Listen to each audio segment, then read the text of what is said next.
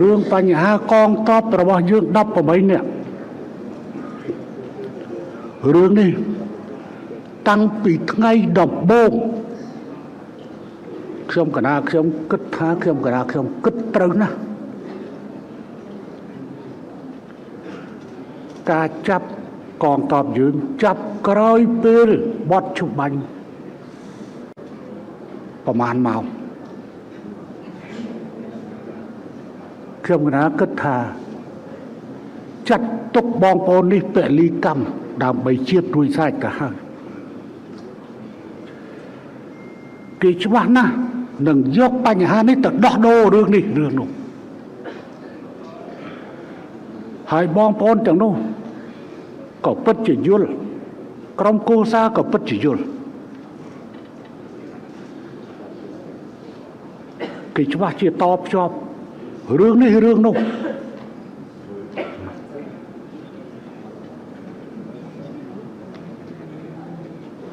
នៅលើពិភពលោកតើច្បាប់ទម្លាប់អន្តរជាតិនៅទីណាទៅ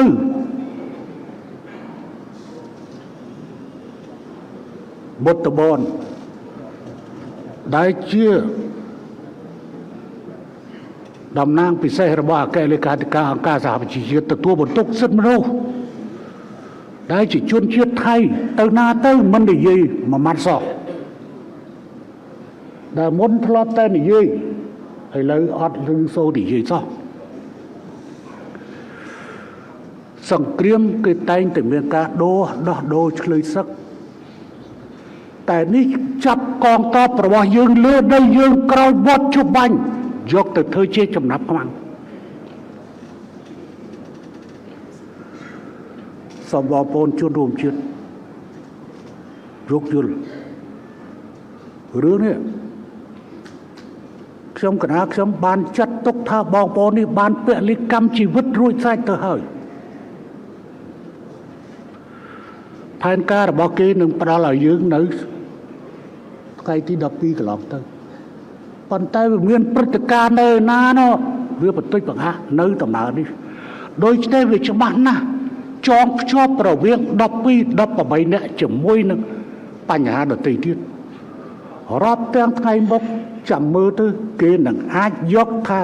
ត្រូវតែធ្វើអានេះត្រូវតែធ្វើអានោះធ្វើអានេះឲ្យបានគេនឹងដោះអញ្ចឹងយើងចាត់ទុកបងប្អូននេះថាពលីតាមិនគួររឿងនេះទៅជាអញ្ចឹងលើពិភពលោកដែលមាននេះអាធននឹង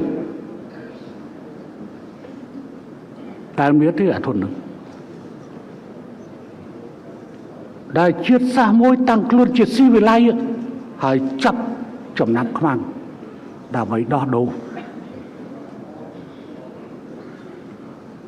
នេះមិនមែនជាឆ្លើយសឹកទេណា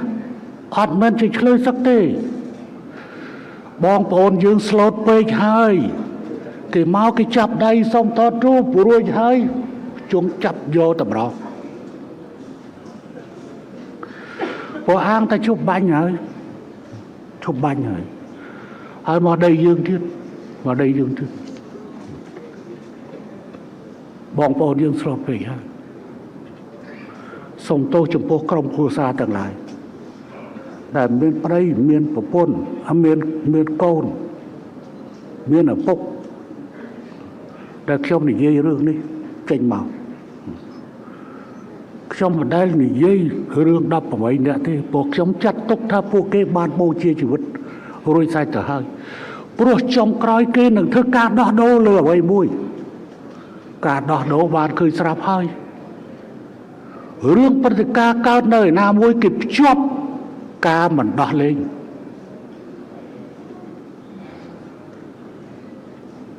នេះគឺជារឿងអណយអធម